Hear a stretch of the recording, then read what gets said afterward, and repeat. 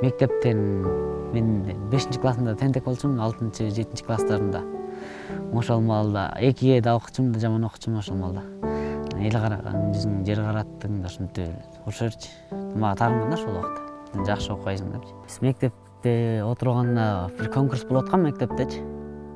Ошол конкурста бир 11-класс бала менен ушундай ызчылар болуп кеттир да. Мен мушташпай эле мындай сүйлөшкүлө эс калып аткан. Тилердин балдары көп экен деп 1-2 балабыз келди да.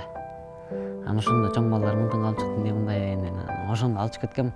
Жок, азыр андай болуп калса, ошол эме келип калса, көтөрүп чыкпай эле ынтымак түрүндө чечмекмин.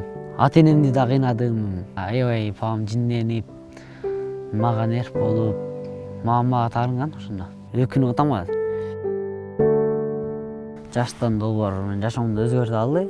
Мисалы, мурун ылдый жак мен согуш керек, ылдый жакты бүтүрүш керек, ушундай деп атсам, азыр башкача ойгой беркем. Достошуу жолу, мисалы, мурун ата-энем менен көп сүйлөшчү эмесмин, азыр анча-мынча сүйлөшөм.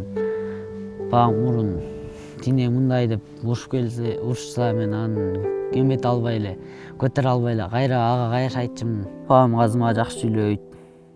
Эмне десем айтат. Папам бирдеме кылаарда мен менен кеңешип турат. Мисалы, бул малды саталы, тигини кылалы, муну кылалы. Бүт менен кеңешип турат. Тааныштайм, келечекте жакшы окуу жайга тапшырып, жакшы окуп, жакшы жумушка иштеп актап берейин деп атам.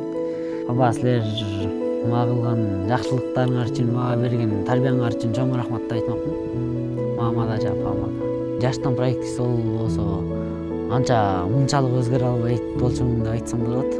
Мурункудай эле мындай балдар менен бир мамиледе боло албай, жакшы сүйлөшө албай, ушундай болуп урушуп эле жүрө бермекмин деген ойдомун. Азыр урушам деген ойдон алысмын. Андан көрө бир дос болуп, футбол мисалы башка улакка да чакырып ушундай нерселерди уюштуруп тургум келет.